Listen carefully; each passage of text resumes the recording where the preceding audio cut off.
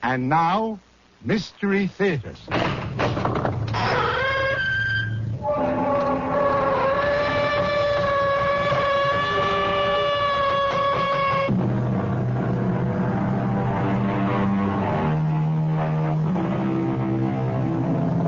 Come in. Welcome. I'm E.G. Marshall. Come in. What's that? Yes, it is rather dark in here. You see, we never turn on the lights. We don't need any. At the Radio Mystery Theater, all we illuminate is your imagination. We fill it full of ghostly radiations, mysterious emanations, the eerie glow of terrifying images. And now we have a most unusual image for you. The image of a doll. Yes, I said doll. And a very pretty one, too. Long, silky blonde hair, innocent, round blue eyes, a charming dress of taffeta and lace. This is the central character of the story you're about to hear. Of course, you're asking, what makes a doll an image of fear and horror? You've got to find it, Jimmy. You've got to get that doll away from him. Okay, honey, okay. Give us a little time. I don't have any time. If something happens to that doll, I'll die.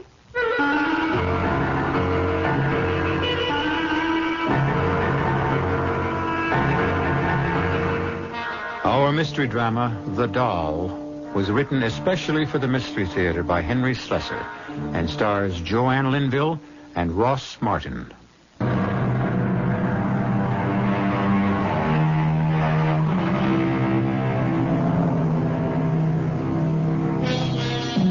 Our story begins in the classroom of a small coeducational university.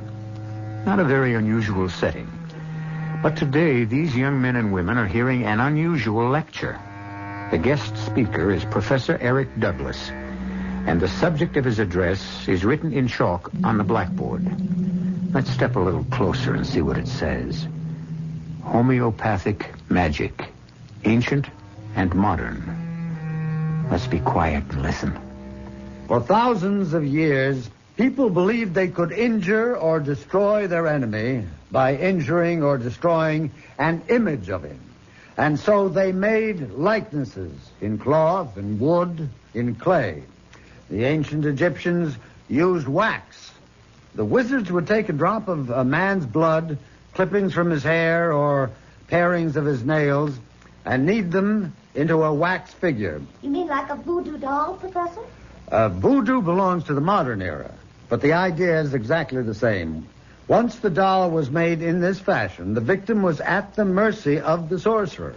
So, you see, the doll is really man's oldest toy and perhaps his deadliest. You mean that stuff really works? Well, that is the strangest part of all. Sometimes it works very well. You got to be kidding, Professor. Young lady, I wonder if you'd like to help me with a little experiment. Me, Professor? Yes. Will you come up front, please? Now, just for the fun of it, shall we make a doll? Huh? All right. Now let's see. What shall we use? Now this little towel will do fine. I'll just tie a knot to make the head. Yeah. And now let's dress it up a little. Can you help me? How?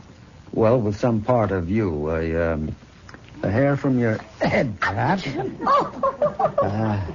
Now, how about something you own? That ring, maybe. May I borrow that? Well, yeah, thank you. Now, we'll put that around the neck. And voila. We have an instant voodoo doll. Fascinating, isn't it? To know that the doll is meant to be a representation of you? Now, look at it. I'm looking. Yeah, well, keep looking. Now, don't take your eyes off of it. You can almost see your face in the cloth, can't you? It's almost as if the doll is you. Whatever happens to the doll happens to you. You, the doll.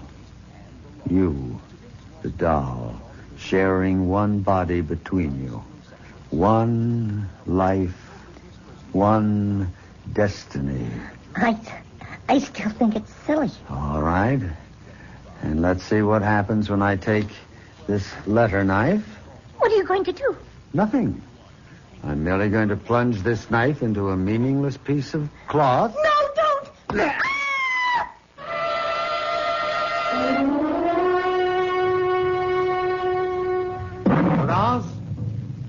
Prudence? Prudence? You called me Professor? Yes, I want to know what you think of this record. Fred Cartwright sent it to me. Claims it's an authentic Damballa ritual march. I could not say, Professor. I think it was probably recorded on Hollywood Boulevard. Well, that's enough of that.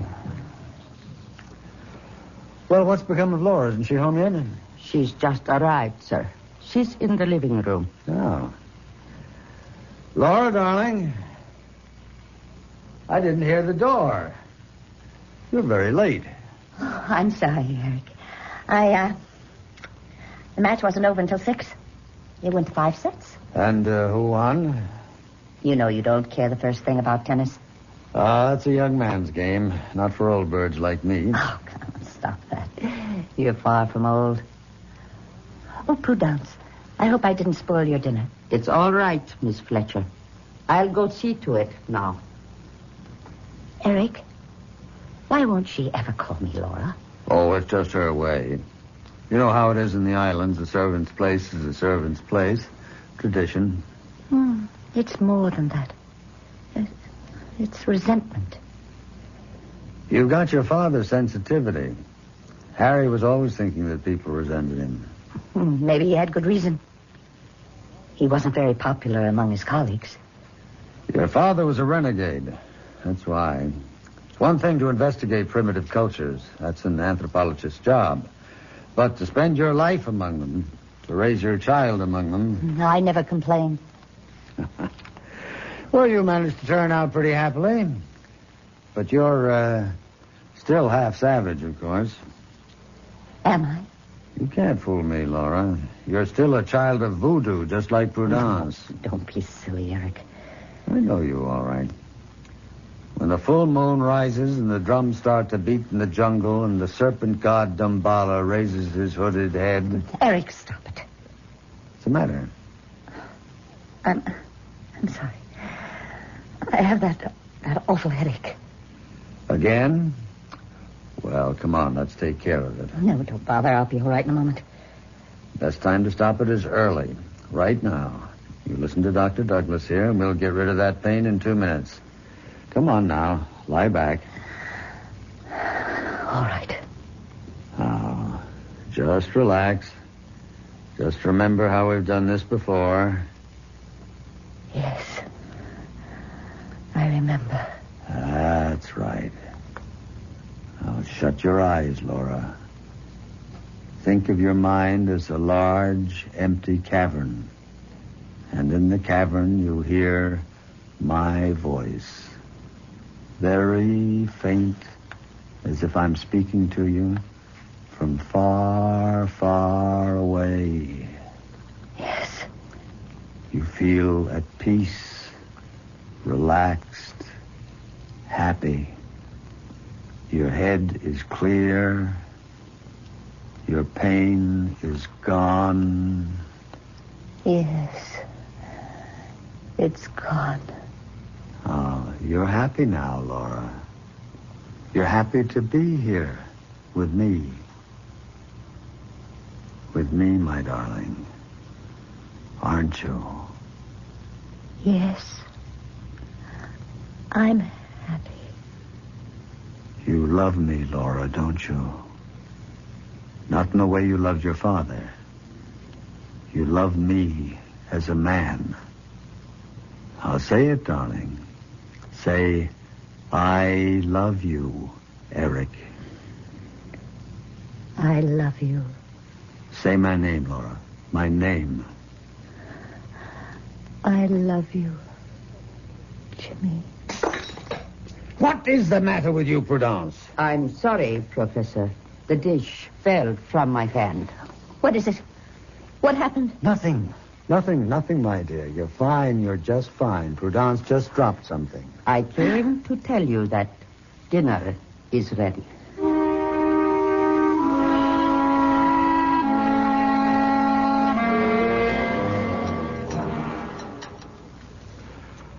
Well, so you had a good tennis game, did you? Was it mixed doubles? It was, as a matter of fact. Oh. Who was your partner? Not someone named Jimmy by any chance? Why, yes. How did you know? Oh, well, no mystery. You spoke his name while you were hypnotized. Who is Jimmy? Well, his full name is Jimmy Collins. You known him long? About 3 months. 3 months? Well, you've never mentioned him before. Oh, I'm sure I did. I'd love for you to meet him, Eric. I'm sure you two would get along. What's he do for a living besides mixed doubles? He's in Wall Street. Well. Maybe you've started choosing your friends more carefully, darling. I'm glad to see that. But, just the same. Eric, I wish you would stop talking to me like a scolding father. I am not your father. I was talking to you as a friend. I'm sorry. Do you wish dessert now, Professor? No. No, Prudence, no dessert. Gotta stay in trim. Who knows? I might take up tennis yet. Laura, I tell you what.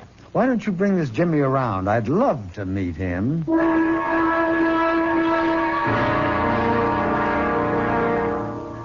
No, I'm afraid I don't know much about Haiti, Professor Burnside. I've never been to the island. Oh, well, of course, Laura has told you of her life there. Oh, yes, she's told me all about it. In fact, you spent some time there yourself, didn't you? Yes, a few years. That's where I met Laura and her father, as a matter of fact. You can see that Eric brought back half the islands with him. Well, I have my souvenirs, like this thing, for instance. What is that?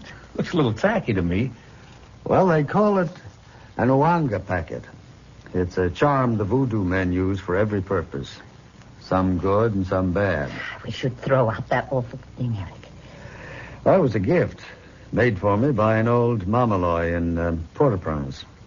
It's a protective charm, guaranteed to ward off the devil, and, of course, Laura can tell you more about it. Laura's much more of an expert on voodoo than I am. You mean just because she was raised on the island? Well, it's an interesting primitive study, otherwise sheer nonsense, of course. Oh, well, you shouldn't have said that. You've offended Laura dreadfully. Laura's a believer, you know. She played with voodoo dolls the way other children play with Chatty Cathy and Betsy Witsy. Eric, please stop it. Ask her, Jimmy. Go ahead, ask her if that isn't so. Oh, I'd feel very foolish asking that question. Oh, Jimmy, of course it isn't so. Well, that's good to hear, frankly. I mean, it'd be a heck of a thing on our honeymoon, waking up and finding an Ouanga bag in my slipper. Did you say honeymoon? Yes. Didn't Laura tell you? Laura and I are engaged. We're going to be married next week.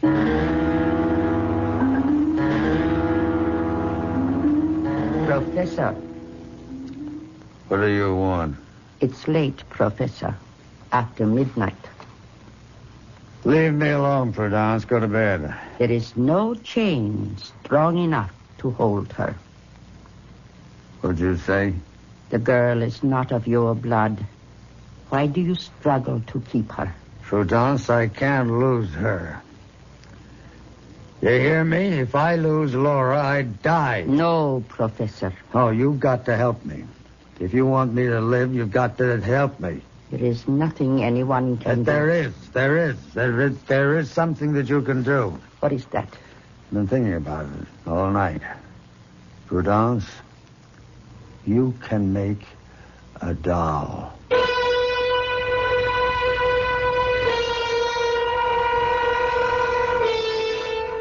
Well, what have we here? A four-sided triangle? Professor Eric Burnside, young Laura Fletcher, Jimmy Collins, a servant named Prudence. Or is this going to turn out to be a five-sided triangle with the fifth member of the equation, a doll? We'll find out what Prudence can do to help the professor in his emotional dilemma when I return shortly with Act 2.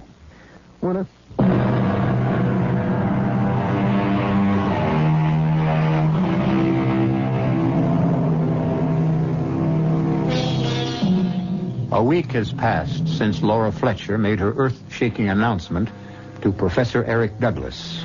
The announcement which turned the professor's world completely upside down.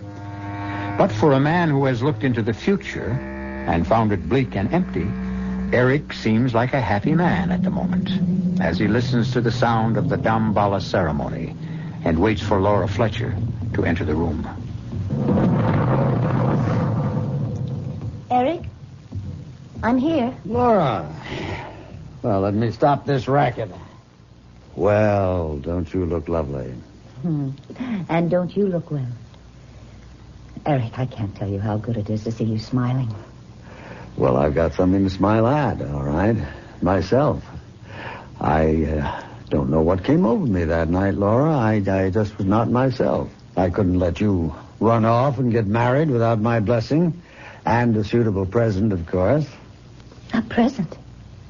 Eric, you shouldn't have. You've always admired this ivory charm, and I want you to have it. You and Jimmy. Oh, Eric, it's beautiful.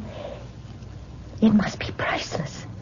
Well, it's not as priceless as our friendship. I wouldn't want anything to happen to that. Oh, thank you so much. Jimmy will be as thrilled with it as I am. I think we should talk before you go away, darling. I think we should talk about your father. What about him? I have to ask you this, Laura. Whether or not you've ever told your fiancé the full story. I've told him quite a lot. Including the way it ended for him? Don't talk about it now, Eric.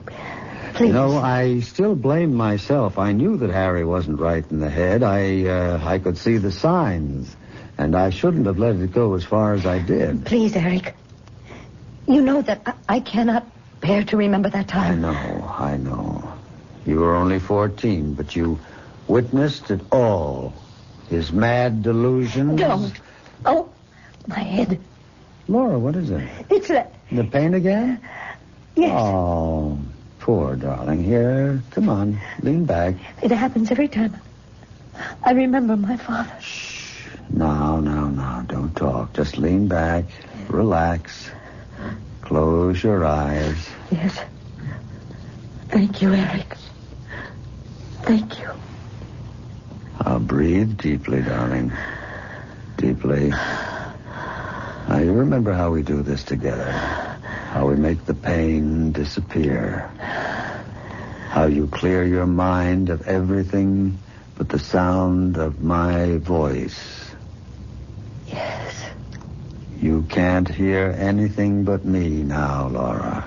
Just my voice echoing in your mind. You're asleep now. You're so deeply asleep that you won't waken until I tell you. You won't know anything but what you hear me say. Do you understand? Yes. I understand. That's it, my darling. Deep. Deep. Deep. Prudence? Prudence? Yes, Professor. I'm here. Bring it to me. No, Professor, this is wrong. Bring me the box, Prudence. Very well. Here. Yes. Yes, Prudence, a beautiful doll. That's a beautiful likeness. Laura? Laura? Open your eyes. Yes. What do you see, Laura? I see. Oh!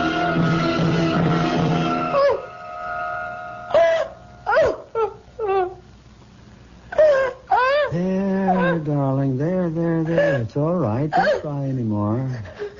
What happened? What happened to me? Nothing at all. You were asleep and you had a bad dream. Asleep? Yes. You had one of your headaches, do you remember? And I put you under hypnosis, and then I decided to let you sleep it off. You seem so tired. Oh, I feel so strange. I know. The truth is, well, I'm not sure that you're well. What do you mean? When do you and Jimmy plan to get married? This weekend? I can't help wondering if that's wise. What do you mean?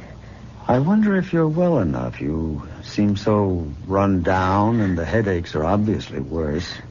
Took a long time to make you lose the pain. Eric, Jimmy and I are getting married. This Saturday. We're driving to Crompton late, and we're getting married by the Justice of the Peace. Nothing is going to change that. Nothing.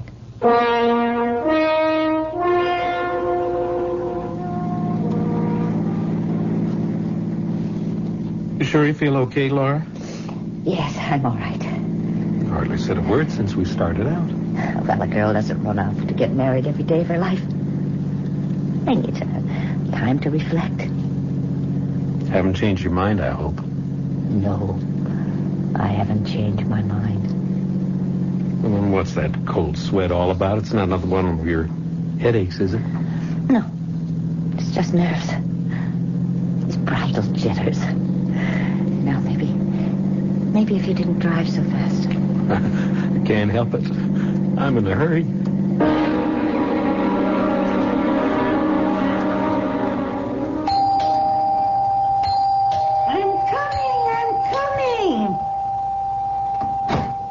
Don't have to rip the bell off the door, young man. I'm sorry about that. My name is Collins. I called this morning about the wedding. Oh, the judge is inside. He's near deaf as a post, so better make the I-do's good and loud. I intend to.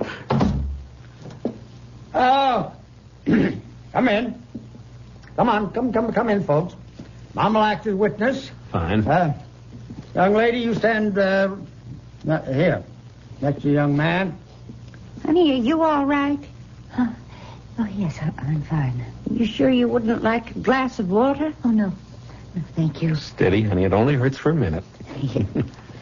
Dearly beloved, we're gathered together here in the sight of God, in the face of His company, join together this man and this woman, holy matrimony. What's wrong? Which is an honorable estate instituted by Just a God, little shortness of breath. signifying unto us, Laura. mystical union, as betwixt Christ and His church, Oh, it's in my which holy chest. estate Christ adorned. Oh, and Jimmy. sanctified with What's His the presence. matter? What's the matter? What? I've got this awful pain. This terrible pain.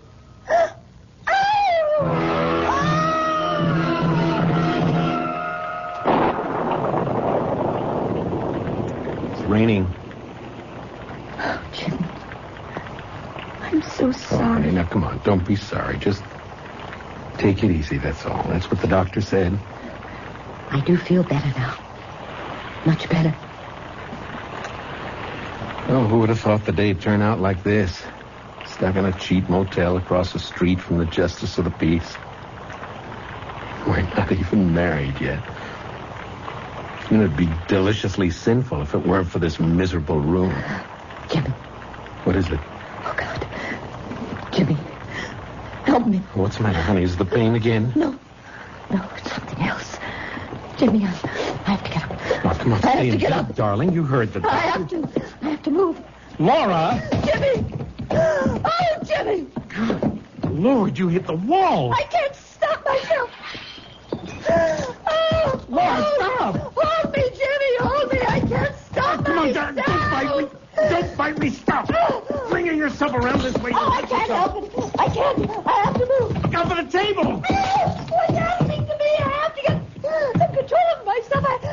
I don't Laura. belong to myself anymore. Laura!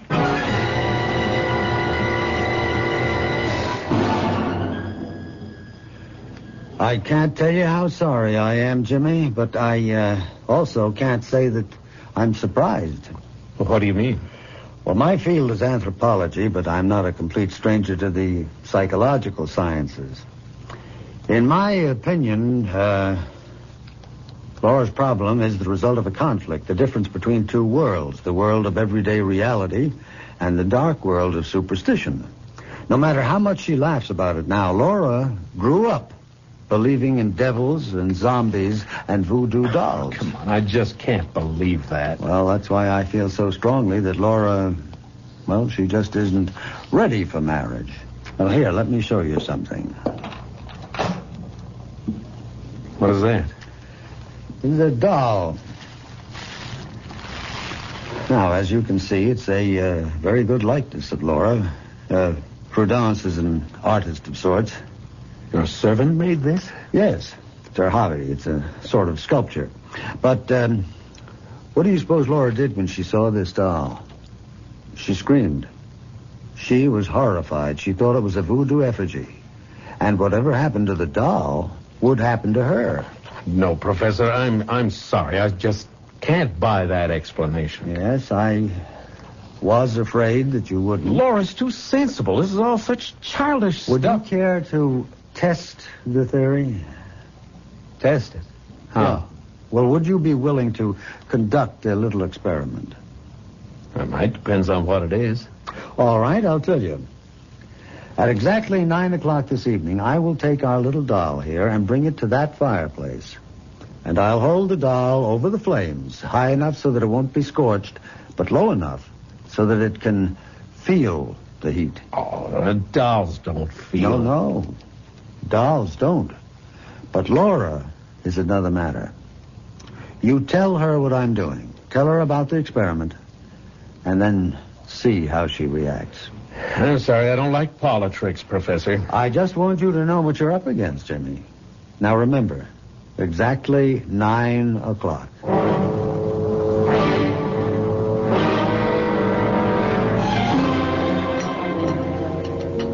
I don't understand you sometimes, Jimmy. I mean, I know you saw Eric. You told me you were going to. All right, I saw him. And? He just told me a lot of nonsense, that's all. About me? And my father? About you and voodoo dolls. What did he say exactly? Laura, why did he have that doll made? What doll? You know. The one that looks like you. What are you talking about? You said you saw it, didn't you? No. I never saw any such thing, Jimmy. He must have been joking. He must have been putting you on. I saw the thing, darling. You what? I saw the doll. It was about this big and obviously hand-carved and... Well, it did look like you, Laura. Same long blonde hair, blue eyes, very much like you. That woman knows how to carve. Woman? You mean Prudence? The servant? Yes, that's what he said. She made the doll, and that you actually think... Laura, you can't believe in voodoo. Not really. Oh, dear God. Then that explains it. That explains everything.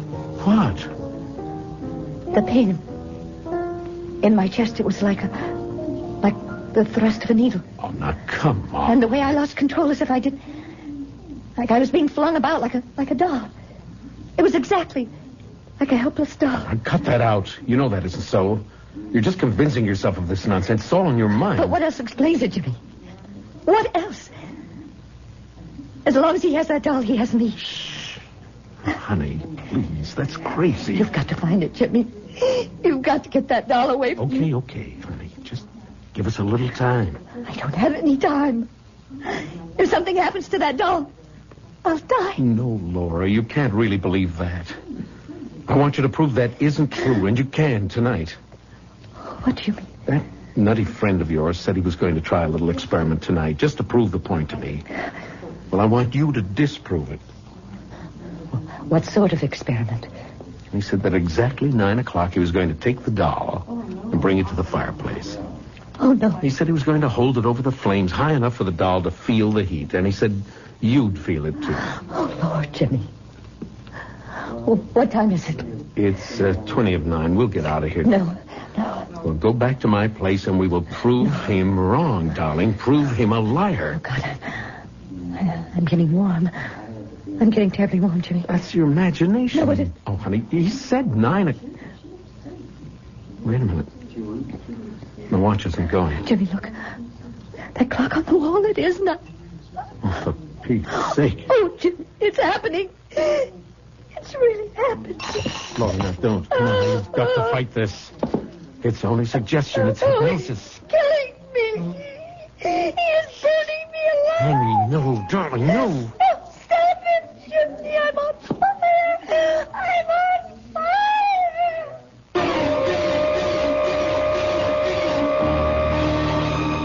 Yes, the mind is a powerful weapon. And when it's turned against ourselves, it's the most dangerous weapon on earth.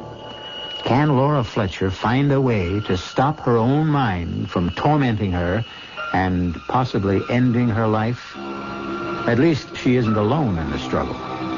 We'll find out what Laura and Jimmy can do about the deadly doll that menaces her when I return shortly with Act 3.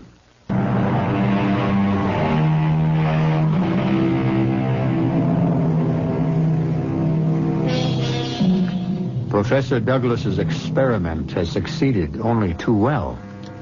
And it's also succeeded in convincing Jimmy Collins that something has to be done to save the sanity and even the life of the woman he loves. And that the best place to be in would be the home of Eric Douglas, his servant Prudence, and the doll itself. Oh. Hello, Miss Fletcher. Hello, Prudence. Is Professor Douglas home? No, miss. He's gone. Gone where? On a lecture tour. He took the early morning train not half an hour ago. When do you expect him back? Not for days, he said. Prudence, I have to talk to you. Please let us in. Yes, miss. Prudence, when my fiancé was here the other day, the professor showed him a doll. A doll, miss? He said you made it. I made no doll, miss. I saw it, Prudence. It was in a black cardboard box about this big. And he took it out of this break front here. I know nothing of a doll, sir. All right. Suppose we look for ourselves. Please, sir. Jimmy, is it there? No, it's empty. Please. I cannot allow this. All right, where's the doll, Prudence? I don't know. Please, you have to help me, Prudence. You don't know what he's doing with that doll. He's making voodoo magic with it. Do you understand? I am a Christian, Miss Fletcher. You know what I'm talking about. He's putting a spell on me, Prudence. He's using that doll you made to make me do his bidding. He wants to stop me from marrying. He thinks only of your happiness, miss. You are like his daughter. He is torturing me. Would a father torture his own child? You've got to help us find him, Prudence. You must know where he's staying. I'm sorry. I know nothing. All right. Then the least you can do is give him a message. You tell him for me, for both of us, that his game isn't going to work. That Laura and I are leaving too, and we're not coming back. He'll never see her again. Did you get that? No matter what he does, he'll never see her again. Did you get that? No matter what he does, he will never see Laura again.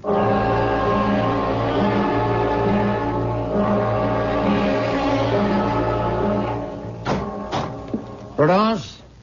Prudence? Where are you? Dear Professor, did you have a good tour? Yes. No. I don't remember. It was endless. Seems like far more than 3 days. They were here, Professor. Who? Miss Fletcher and her young man. They came to see you and to find the doll. You didn't let them? No. It is still hidden. Good. The girl says you are torturing her. Only for her own good, Prudence. I swear that. This man Collins is wrong for her, and I had to prevent the marriage. Why, Professor? Because her father asked me to watch over her, to protect her. That's why I asked you to make the doll, so that I could trick her into believing that I had some control over her. Nothing else would have worked. It was not a trick. Of course it was, Prudence. No, Professor.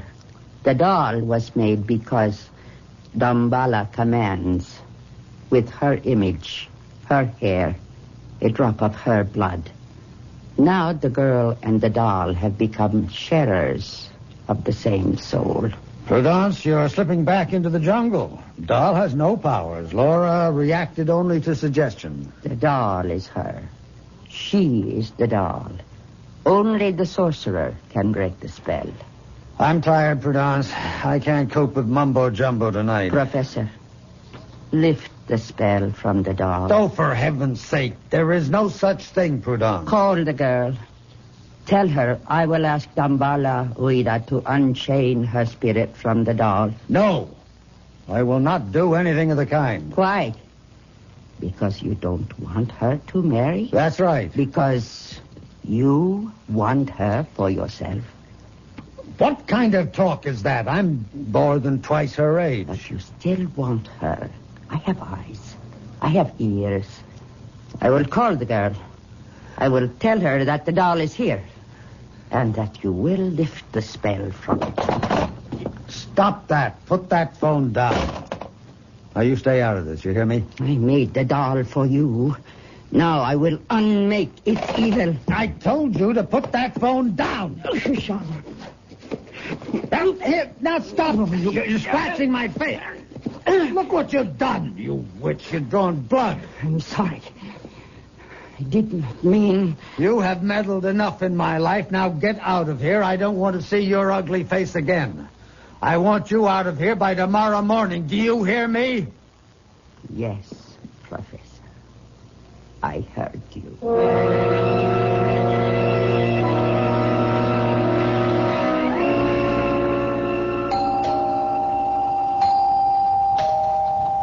A moment.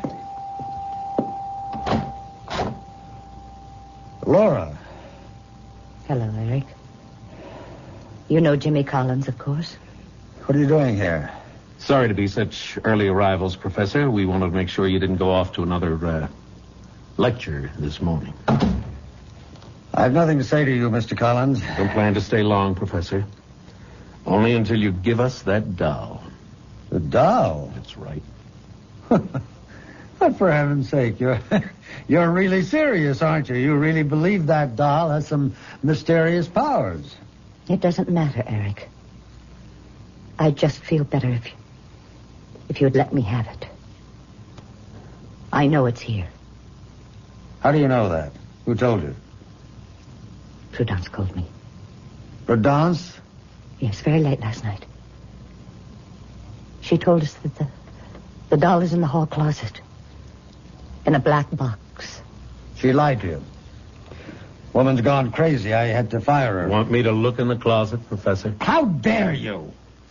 I could have you arrested for what you're doing. Eric, please.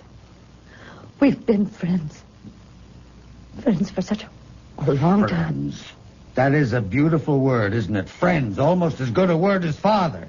That is all I ever meant to you. Oh, Eric. Let's have the doll, Professor. Oh, yes, the doll. The voodoo doll. Mr. Collins, I think that you are as mad as she is. Maybe I am mad, Eric. But I am afraid of the doll. I can't help myself. So please let me have it.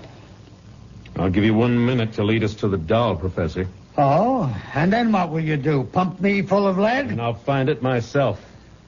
In the course of it, I might break quite a few things. Quite a few things in the process. Things you may value. All right, I will show you the doll. There. Is that what you're after? It does look like me.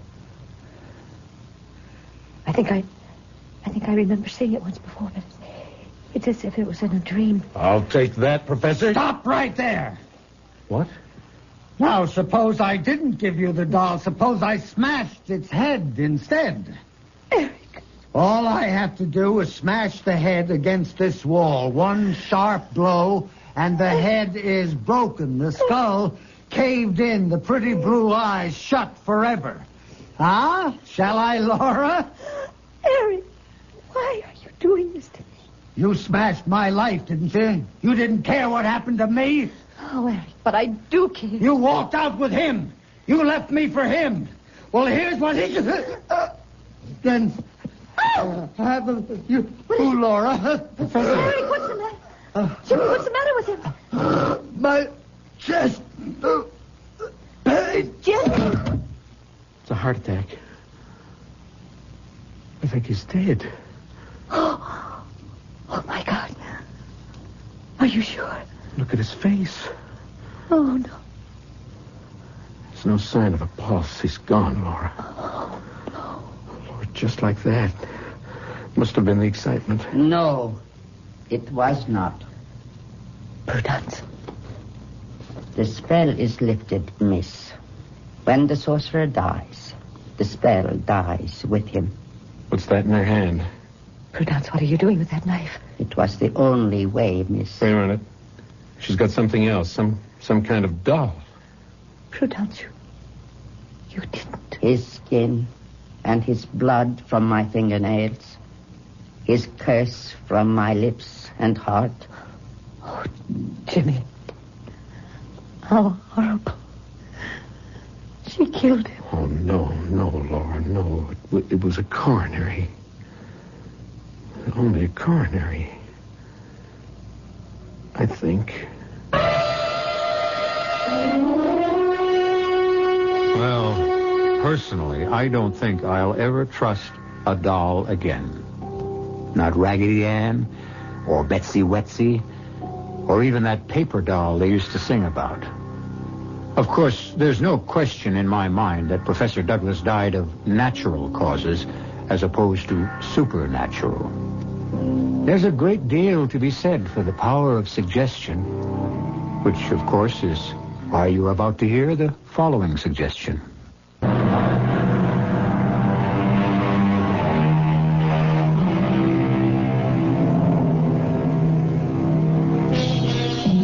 We hope that the story you just heard hasn't given you any ideas, that you're not all rushing out to the local toy store to buy up their supply of dolls in order to try some grisly experiments on your least loved ones. Take our word for it. It doesn't really work. But on the other hand, why do I have this sticking pain in my left shoulder? Our cast included Joanne Linville, Ross Martin, Virginia Gregg, and Carl Swenson. The entire production was under the direction of Hyman Brown. This is E.G. Marshall inviting you to return to our Mystery Theater for another adventure in the macabre. Until next time, pleasant dreams.